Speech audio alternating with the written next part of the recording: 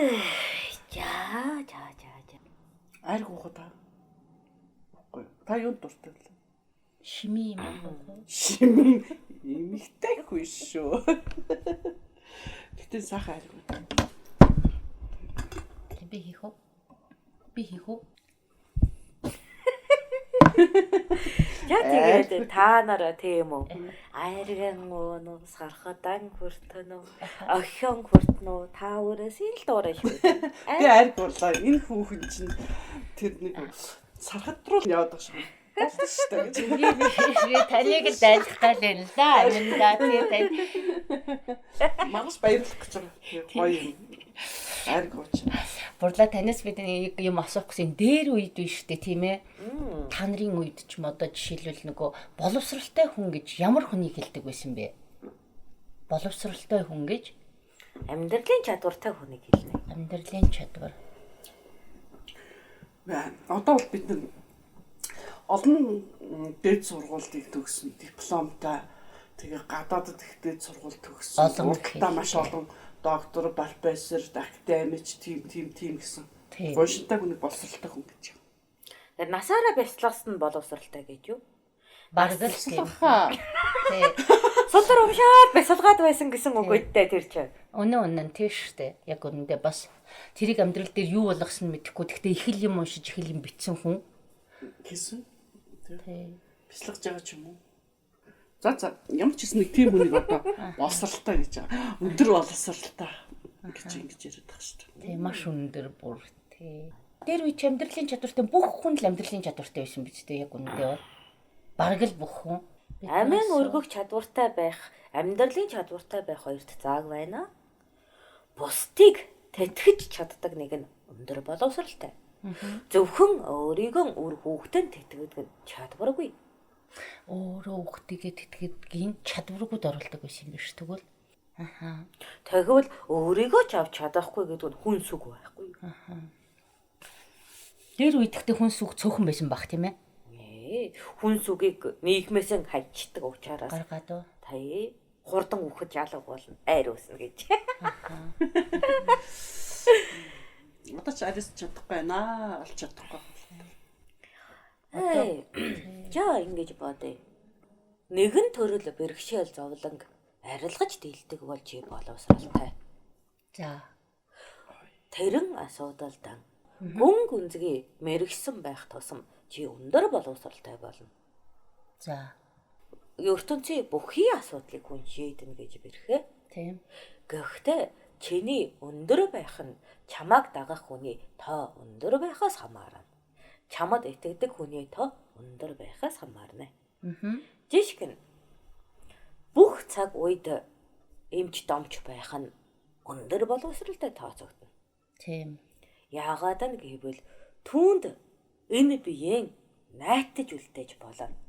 Намайг илааршуулж дийлнэ гэдэг сэтгэлийн их хүч байна. Тийм үү? Тийм. Энэ итгэл өөрөө тухайн хүнийг өндөр болгож байна. Өөрөөр хэлбэл хэр их хүний итгэл дээр оршин. Тэр итгэлийг даана. Төдий чинээ өндөр боловсралтай. Тэгвэл эрдэмтэй хүн боловсралтай хүн хоёр ялгаатай юу? Яг адилхан уу? Ялгаатай. Ялгаатай хаа. Эрдэмтэй хүн гэдэг чинь нэгэн асуудлыг гүн гүнзгий таних. Тийм үү? Түүний учрын зүйг тайлсан хүнийг хэлнэ. Энэ бол эрдэмтэй хүн болохоос боловсралтай хүн бол биш. Асуудал бэрхшээлийг ангижрааж чадаж байгаа нь боловсрсан хүн буюу бусдад хүчийг өргөж эхэлсэн хүн юм аа. Тэгвэл хуульч хүн боловсралтай хүн. Хууль засагч хүмүүн гэдэг бусдыг зөв буруугийн дэнсээгээр шүүн тунгааж асуудал бэрхшээлийг нь зөв үнэний онлоор нь тэтгэж өгөж, засаж өгөж, ухуулж өгөж, жаяглаж өгөж, өөрийгөө хамгаалах, өрөөлийг хорлох цаг хэмжээг нь тогтоож өгөж байгаа юм чи тусын үйлдэн учраас боловсралтай хүн. Бас эрдэмтэй гэж болох уу? Эсвэл зүгээр л боловсралтай юу? Тэгвэл хүний сэтгэлийн харийг таних, хүн хорлох учрыг таньсан хүн нь эрдэмтэй хүн болохоос бусдад өгөөж өгөхгүй бол боловсралгүй хүн юм. За. Тэгэхээр энийг чи жимсээр төсөөл. За. Эрдэмтэй хүн бол өсөн тэлж байдаг ч үргэлж ногооноороо байдаг. Алим. Аха. Тийм үү? Ногоон. Тийм. Өөрийгөө сойгоод л хэмээн цуглуулаад томрол байгаа ногоон алим. Аха. Тийм үү? Боловсралтай хүн гэх юм бол бяцхан шүүс цуглуулсан ч улаач хүн хэрэглэж амьтан цадж болох үс улаасан алим. Тэгэхээр энгийн үгээр ингэж одоо тайлбарлах юм бол боловсралтай хүн гэдэг бол хүнд тустай, хүмүүстийг араасаа дагуулсан, өгөөчтэй тийм хүн, манлайлагч ч юм уу тийм хүн гэж манлайлагч жараа биш юм а гэж хэлж болоод эрдэмтэй хүн гэхээр ямар нэгэн юмд гүнзгий суралцсан тэр хүнийг хэлж ийн гэсэн үг үү тийм ээ? Аха. Мэргэсэн хүн гэх үү? Мэргэшиж байгаа. Тухайн асуудлыг танин мэдэж гүн гүнзгий орсон хүн бол эрдэмтэй хүн. Гэхдээ тэр гүн гүнзгий асуудлаараа бусдад өгөөж өгөхгүй бол боловсралгүй л байхгүй. Өгөөж өгөх юм бол эрдэмтэй боловсралтай болох уу? Гүн гүнзгий асуудлыг тайлж чаддаггүй ч бусдыг амар амгалан амьдралд нь өргөж дийлэж байвал боловсралтай хэрнээ эрдэмгүй хүн байхгүй. Тийм. Асуудлыг мөн чанараар нь яг ингээд сургаж дийлэхгүй. Нэг юмыг гүнзгий сураад тэгсэн хэрнээ тэрийг олон түгээж хүртээлтэй болгодог хүнийг эрдэмтэй бөгөөд боловсралтай хүн гэх үү? За ойлголоо. Яагаад ногоо алим гэж эрдэмтэй хүн гэдэг чинь илүү их мэдэж авч байна гэсэн. Энэ хөөсөөс орж байгаа алим лугаан адил. Хичнээн том байж болно. Тэр эрдэмтний чинь хийсэн ажил чинь бусдад түгээд байгаа үстэй. Түгээх юм бол энэ хүн бол боловсралтай тийм. Боловсрж байгаа. Өөрөөр хэлбэл тэр хүний уудалж таниж мэдсэн асуудлын мөн чанар нь амьдралд хэрэглээ болж чадвал тэр боловсрж байгаа юм. Амьдралд хэрэглээ болохгүй бол боловсралгүй болж байгаа юм. Зүгээр л эрдэмтэй юм. Зүгээр л судалж байгаа. Өөрийгөө хөхүүлэн өөдөө өргөж байгаа. Одоо манайхны зарим хүмүүс үдэрт хичнээн дээд сургууль төгссөн гэж нэг сайхан цол гоншинтай хүмүүс тэгсэн ирнэ нийгэмд юу хийсэн, хүмүүст юу хийсэн те хинч нэг мэддэггүй. Тэгсэн одоо манай янз бүрийн хүмүүс зөндөл биш те одоо их хурл муралт чинь хидэн дээд сургууль төгссөн тим зэрэгтэй гэсэн.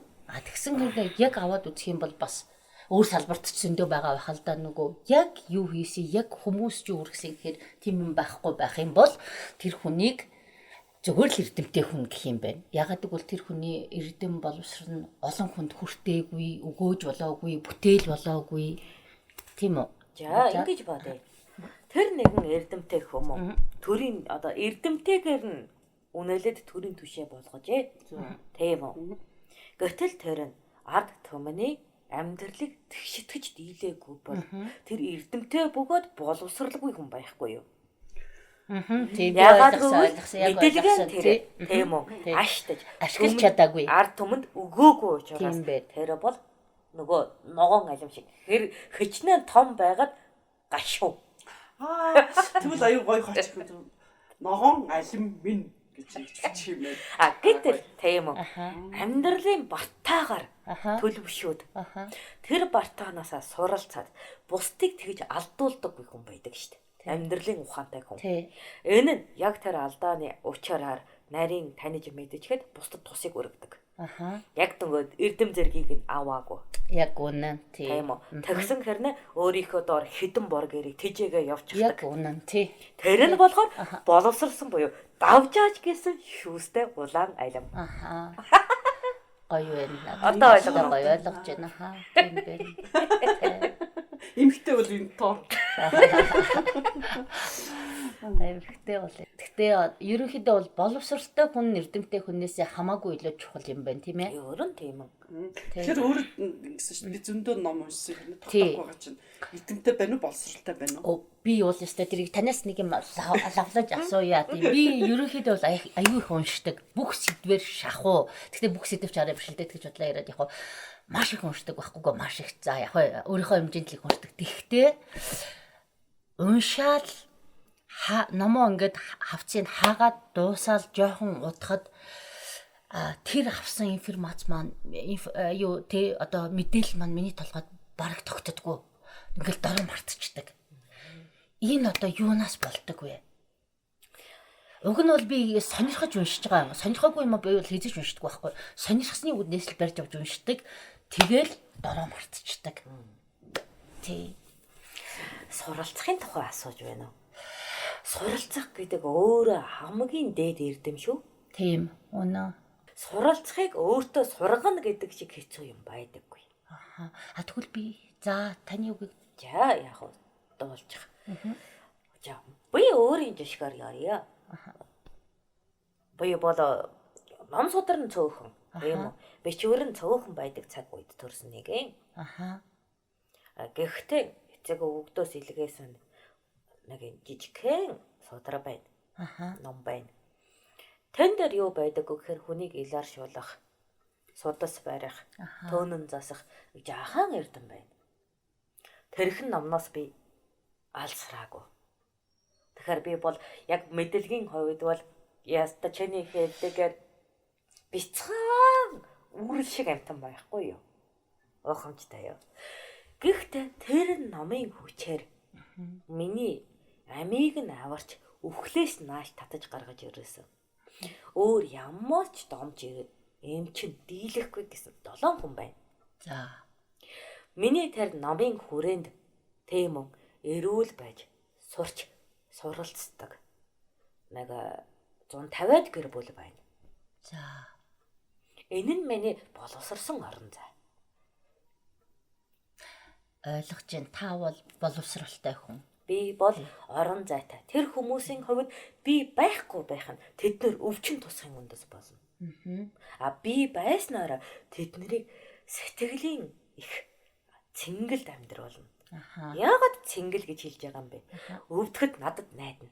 Тэд хамгийн түрүүнд надад найдна. Өөр ямар нэгэн домчийг бодохгүй шулуухан гүгээд ирнэ. Итгэлээ надад өгнө. Энд бүр ямар ч юмбуу зоосны харилцааг өгөөд надад итгэж тийм үү. Би одоо хэцүү байгаач дараа тэднийг төлгөөн ойртуулад шөлийг чинь зэгчихнэ гэд хэлдэг. Тэгээд сэтгэлийн гал нь байгаан учраас шөлөөнд хүлчихнэ.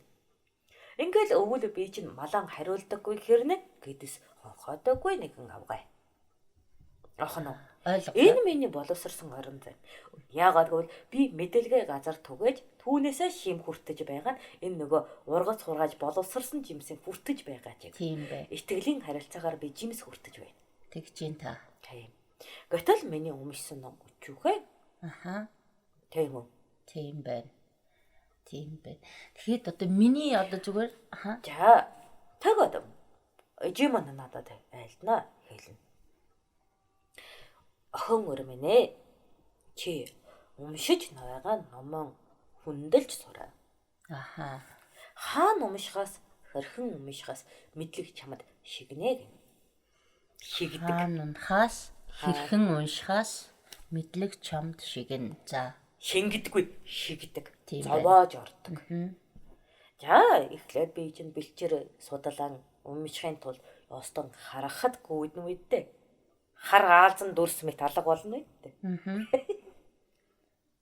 Гэхдээ тэд бэлчрүүд өнөө өвчин болгондоо ирэхэд би тэр номон хараасаар байв. Аха. Тийм үү. За баруун дугуулгын орон зайнаас эмэгтэй хүний савыг тийм үү. Ядам хуруун дээрээс умишнаа. Ясан тултал дарнаа гэд биччихжээ. За. Тийм үү.